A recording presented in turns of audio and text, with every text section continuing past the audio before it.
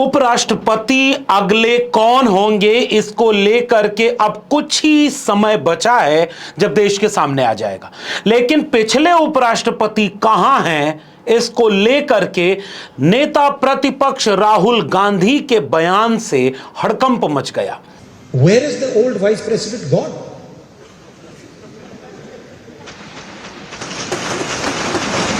He's gone.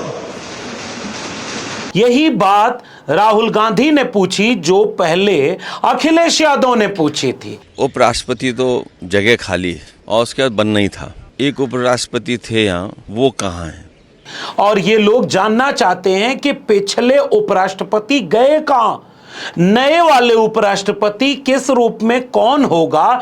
इससे तो देश के सामने पर्दा उठ जाएगा कुछ ही दिनों में, लेकिन पुराने वाले का क्या हुआ, क्यों हुआ, इससे पर्दा कब उठेगा। वहीं दूसरी बड़ी खबर यह आ रही है कि अखिलेश यादव खुद बिहार जाकर के वोटर अधिकार यात्रा में शामिल होंगे और वहां से बिहार से वर्तमान तानाशाही के खिलाफ ऐसा लगता है कि एक क्रांति का बिगुल बज चुका है और पूरा विपक्षी गठबंधन सड़क पर उतरकर सड़क से सदन को एक ऐलान करेगा कि वोट चोरी नहीं होगी, वोट की डकैती नहीं होगी। आज के वीडियो में विस्तार से इन दोनों मसलों पर बातचीत आपसे साझा करेंगे। सबसे पहले मैं चाहता हूं कि आप राहुल गांधी को सुने। कल वाकया यह था कि पुरानी संसद भवन के उस ऐतिहासिक सभागार में विपक्षी इंडिया गठबंधन की तरफ से उपराष्ट्रपति पद के उम्मीदवार हैं, उनकी उम्मीदवारी पेश की गई। कल सबने दस्तखत किए और आज ये तस्वीरें आई कि वो जाकर सामने सबसे मिल रहे हैं, सबसे अपनी बात कह रहे हैं। महात्मा गांधी की तस्वीर पर माला पहनाया, उसके बाद संसद भवन के गलियारों में सबसे ये गुजारिश की। वहीं कल रात को विपक्षी इंडिया गठबंधन ने एक ज्वाइंट सभा की जिसमें सभी इंडिया गठबंधन के लोग मंच पर बैठे थे। सबने यह ऐलान किया कि उपराष्ट्रपति पद पर हम इनको समर्थन कर रहे हैं। वहां राहुल गांधी ने एक बड़ा दिलचस्प भाषण दिया और उस भाषण में सवाल की तरह पूछा कि पिछले वाले उपराष्ट्रपति कहां हैं, कैसे हैं, एक शब्द क्यों नहीं बोल पा रहे हैं। हालांकि सब जानते हैं कि उनके साथ क्या हुआ है, लेकिन कोई मिलने क्यों नहीं जा रहा है। सुनिए राहुल गांधी के पूरे भाषण का वो हिस्सा जिसने कल से सुर्खियां बटोरी हैं, कल से देश का ध्यान इस तरफ ले गए कि आखिर बीजेपी ने क्या किया पूर्व उपराष्ट्रपति के साथ। जगदीप धनखड़ जो इतने बोलने वाले हैं वो चुप क्यों हैं और कहां हैं। Where is the old vice president gone?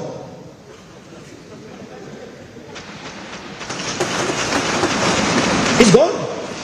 There's a big story about why he resigned. Some of you might know it, some of you might not know it, but there's a story behind it. And then there's a story about why he's in hiding.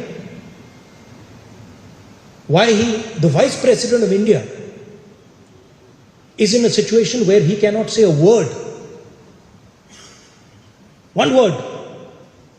जो बात राहुल गांधी ने बोली अपनी शैली और अपने अंदाज में, वही बात पिछले दिनों पत्रकारों से पूछे जाने पर संसद भवन के गलियारे से लेकर के बाहर तक सपा प्रमुख यानी विपक्षी पार्टियों में दूसरे नंबर की पार्टी और जिसने इस समय पूरे देश में अपना तेवर और अंदाज से, समाजवादी मिजाज से अपनी एक अलग छवि, अलग पहचान बनाई है, अखिलेश यादव ने अपने अंदाज में इस बात को पहले ही कहा कि भाई पता नहीं कहां है, फेयरवेल नहीं होगी, होती तो हम जाकर के चाय वाय पीते, उससे हाल चाल लेते।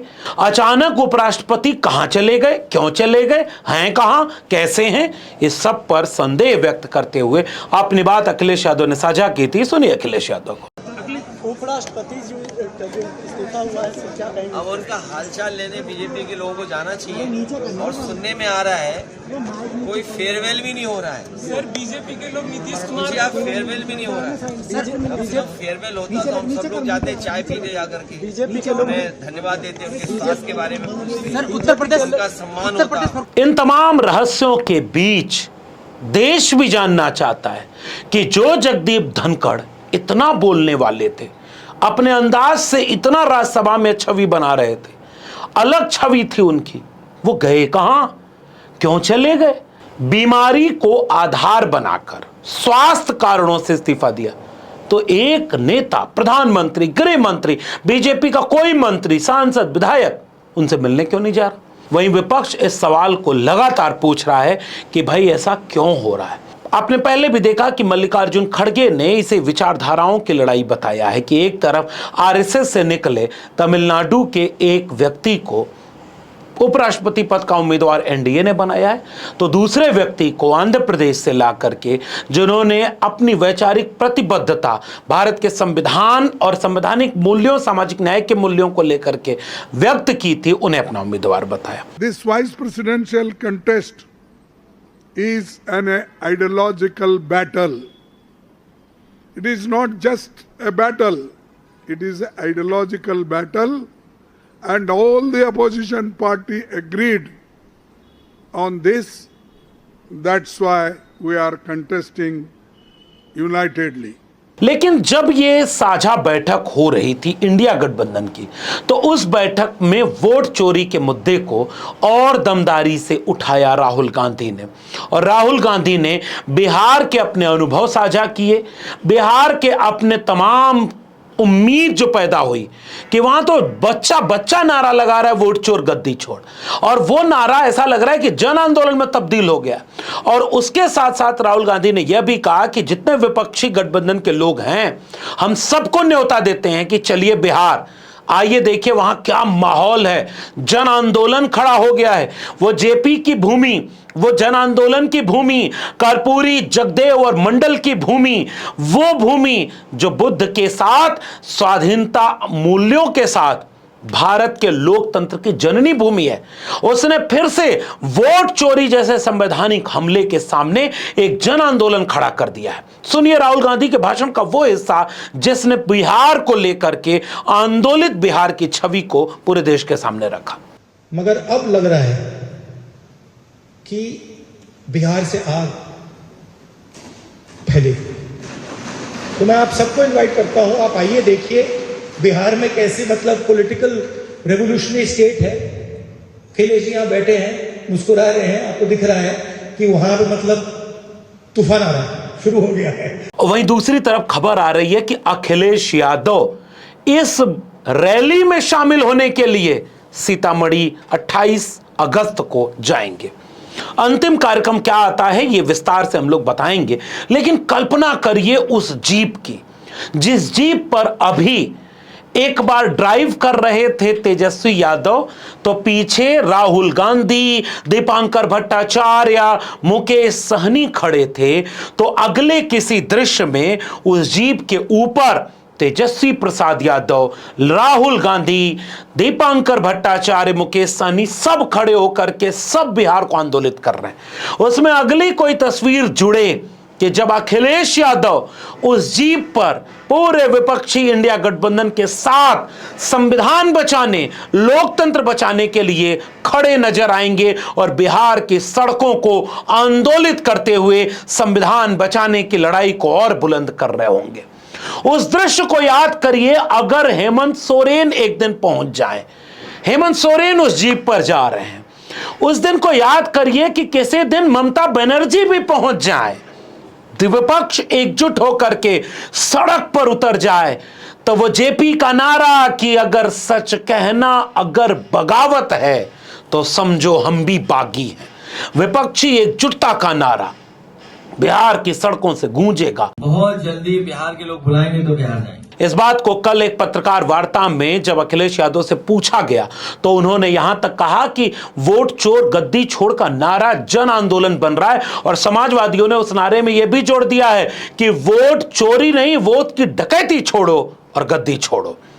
वोट चोर गद्दी छोड़, उससे ऊपर नारा समाजवादी ने दिया कि डकैती छोड़ दें ये लोग, भारतीय जनता पार्टी डकैती छोड़ दें। समाजवादी पार्टी वो पार्टी रही है जिसने तमाम उपचुनावों से लेकर के विधानसभा चुनाव में वोटर लिस्ट से लेकर के वोट डालने तक की धांधली के ऊपर सबसे करारा सवाल उठाया, प्रहार की। चुनाव आयोग को एफिडेविट देकर के 18 सबूत देकर के उसके झूठ का पर्दाफाश कर दिया, जो कहता था कि किसी पार्टी ने एफिडेविट नहीं दिया। वो चुनाव आयोग आज झूठ पकड़ा करने के बाद जवाब तक नहीं दे रहा है कि अखिलेश यादव की पार्टी ने एफिडेविट दिए या नहीं दिए। मिल्कीपुर और कुंदरकी जैसे उपचुनाव लूट लिए गए, बूथ लूट लिया गया। और अखिलेश यादव ने एक और बहुत बड़ी बात कह दी है कि सीसीटीवी फुटेज वो इसलिए नहीं दे रहे हैं कि ऐसा लगता है कि पुलिस वाले ही भेष बदलकर बीजेपी को वोट देने के लिए गए थे, वोट चोरी पकड़ ली जाएगी, इसके डर से वो सीसीटीवी फुटेज नहीं दे रहे। उन्हें डर है कि बाई इलेक्शन में जिस तरीके से पुलिस ने प्राइवेट ड्रेस में वोट डाला है, वो जानकारी जनता को मिल जाएगी, वो आइडेंटिफाई हो जाएंगे लोग कि वोट किसने डाला है। सर, इसीलिए रिकॉर्डिंग नहीं मिल रही। और आपने तो पंजाब और चंडीगढ़ का चुनाव देखा होगा, कैमरे से तो पकड़े गए थे। सीसीटीवी देना कितना महत्वपूर्ण है। एआई से तो एक वीडियो बनाकर किसी ने कह दिया कि जो चंडीगढ़ मेयर में साइन कर रहा था और सीसीटीवी से पकड़ाया, वो एआई जनरेटेड वीडियो में बोल रहा है हम सीसीटीवी की फुटेज इसलिए नहीं दे सकते क्योंकि हमारी प्राइवेसी का मामला है। सीसीटीवी फुटेज नहीं मिलेगी, हमारी प्राइवेसी का सवाल है। अब आपको वो बयान याद आ रहा होगा चुनाव आयुक्त का कि हम बहन बेटियों की प्राइवेसी को किसी के हाथों में ऐसे ही दे दें। उसके बाद तो मीम बनने लगा। चुनाव आयुक्त इतना मीम मटेरियल बन जाएगा, देश में किसी ने नहीं सोचा था। क्या अपनी माताओं, बहुओं, बेटियों सहित किसी भी मतदाता की सीसीटीवी वीडियो चुनाव आयोग को साझा करनी चाहिए क्या? इंस्टाग्राम से लेकर के मौसमी सिंह जैसे पत्रकार ओढ़नी ओढ़ करके कह रहे हैं भाई आप हमारी वीडियो मत बनाइए, बहन बेटियों की वीडियो बना रहे हैं। कृपया हमारा वीडियो ना ले, वोट डालने जा रहे हैं, प्रिवेसी का मामला है। कल्पना करिए, बेडरूम की वीडियो नहीं मांगी गई, बाथरूम की वीडियो नहीं मांगी गई, किसी निजी पल की वीडियो नहीं मांगी गई, बाहर सार्वजनिक जगह पर वोट डालने जो बहन बेटियां, पुरुष, बूढ़े, बुजुर्ग, युवा जा रहे हैं, उनकी वीडियो देने में चुनाव आयोग बहन बेटियों की प्राइवेसी जैसे कुतर्क कर रहा है। मजाक उड़ गया इसका। और एक सवाल तो और बड़ा महत्वपूर्ण पब्लिक डोमेन में आ गया कि मकान नंबर तुम 0 कह रहे हो, तो कह रहे हो कि जिनका घर नहीं उनका मकान नंबर 0 होता है। हालांकि ये झूठ है, लाखों लाख लोगों का मकान नंबर 0 आ गया, जैसे एक ही घर में कई लोग आ गए। एक वीडियो भी सोशल मीडिया पर आज वायरल हो रही है कि किसी बीजेपी के नेता के घर से बहुत सारी वोटर लिस्ट का कॉपी मिली जिसे वो जला रहे हैं। क्या हो रहा है अंदर खाने? चोरों के दाढ़ी में तनका से सब चोर दाढ़ी बनवाना शुरू कर दिए क्या? और वो जो 0 मकान नंबर है, बूथ कैसे डिसाइड होता है? जिसका मकान नहीं वो किस बूथ पर वोट डालेगा? चुनाव आयोग इसका तो जवाब दे दे। यानी इतना जवाब देने के लिए आने वाला चुनाव आयुक्त मजाक उड़वाएगा, ये किसी ने नहीं सोचा था। और विपक्ष के राहुल गांधी से लेकर अखिलेश यादव, तेजस्वी यादव से लेकर के डीएमके, तृणमूल कांग्रेस से लेकर के आम आदमी पार्टी, सब इस मुद्दे पर एकजुट हो गए और पूरे देश में जन आंदोलन बन गया। अब आखिरी बात, उपराष्ट्रपति पद की उम्मीदवारी को एक साझा मौके की तरह 2 भाषण हुए, राहुल गांधी का, प्रधानमंत्री मोदी का। राहुल गांधी ने उसमें वोट चोरी, वोट डकैती, उपराष्ट्रपति कहां है, विपक्ष कैसे एकजुट हो, संविधान कैसे बचे, इस पर अपनी बात रखी। और कभी प्रधानमंत्री के भाषणों को निकाल कर देखिएगा, सिंधु जल समझौता दूसरा बंटवारा था, वहां से लेकर आरएसएस से लेकर के अजीब तरह की बातें करना जिसका मौजूदा परिस्थिति से कोई वास्ता न हो। बाकी आपके विवेक पर छोड़ता हूं, क्योंकि नागरिक आप हैं, फैसला आपको करना है कि ये जो वोट चोर गद्दी छोड़ का नारा एक जन आंदोलन बनता जा रहा है, उससे भटकाने के लिए 3 बिल संसद में ला दिया गृह मंत्री अमित शाह ने। और कल हमने विस्तार से बताया कि कितनी छीछालेदर सदन के भीतर हुई। सड़क पर अब जनता कह रही है हेडलाइन बदलने के लिए तुम कुछ कुछ कर रहे हो। दिल्ली के मुख्यमंत्री को थप्पड़ मार दिया। साथ ही एक दिलचस्प वीडियो ये भी वायरल हो रही है कि रेखा गुप्ता से जब अखिलेश यादव के बारे में पूछा गया तो कितना खराब टोटी से जोड़कर उन्होंने बोला था, और जब अखिलेश यादव से पूछा गया कि मुख्यमंत्री के ऊपर हमला हुआ तो उन्होंने कितना संजीदगी से जवाब दिया। ये दुखद घटना है कि किसी भी जनप्रतिनिधि और खासकर दिल्ली की मुख्यमंत्री जो महिला है उनके साथ इस तरह का व्यवहार नहीं होना चाहिए, और कोई भी मुख्यमंत्री हो, कोई भी जनप्रतिनिधि हो, इस तरह का उसके साथ व्यवहार नहीं होना चाहिए। निंदनीय है। जिसने भी किया है, इश्यूज होते हैं, इश्यूज पे बात की जाती है। सुनने में आया कि he was a dog lover. अब ठीक है, जानवर के प्रति भी प्रेम होना चाहिए, लेकिन उसका तरीका हो सकता है। ये अंतर होता है आरएसएस बीजेपी की ट्रेनिंग का और एक समाजवादी संविधानवादी ट्रेनिंग का। बाकी फैसला आपके हाथ में है। बीजेपी चाहेगी कि वोट चोरी के मुद्दे को हेडलाइन बदल करके किसी तरह कोई नया मुद्दा खड़ा कर दिया जाए कि यह वोट चोरी का मुद्दा दब जाए। बाकी आपके हाथ में है कि आप इसको कितना जिंदा रख पाते हैं। सच को जानिए, तथ्य और तर्क के साथ जानिए। विपक्षी नेताओं को टीवी चैनल नहीं दिखाएंगे, इसलिए राहुल गांधी, अखिलेश यादव, तेजस्वी, हेमंत सोरेन और ममता बनर्जी से लेकर के आम आदमी पार्टी क्या कर रही है, डीएमके क्या कर रही है, यह हम आपको रोज बताते रहेंगे, इसलिए ताकि आप फैसले की घड़ी के वक्त सच को तथ्य और तर्क से जानते रहें और उचित फैसला लें, जिंदा नागरिक बने। तभी जमहूरियत, लोकतंत्र और संविधान बचेगा। मुर्दा नागरिक कभी भी देश, संविधान को नहीं बचा पाएंगे। जागरूक रहें, सजग रहें। वीडियो पसंद आई हो तो इसे लोगों तक शेयर जरूर करें। अगर आप इस वीडियो को शेयर करेंगे और अपनी टिप्पणी में देंगे तो हम अपने काम को और बेहतर कर पाएंगे। इस वीडियो में इतना ही। अब तक मेरे चैनल को सब्सक्राइब नहीं किया है तो जाते थे चैनल को सब्सक्राइब करना मत भूलिए। बेल आइकॉन यानी घंटी की बटन दबाएंगे तो अगले वीडियो की सूचना मिलेगी। ज्वाइन करेंगे तो हमें ताकत और हिम्मत मिलेगी। अगर आप इस वीडियो को ट्विटर यानी एक्स या फेसबुक पर देख रहे हैं तो हमें फॉलो करना मत भूलिए। फिर मिलेंगे, तब तक के लिए बहुत बहुत धन्यवाद।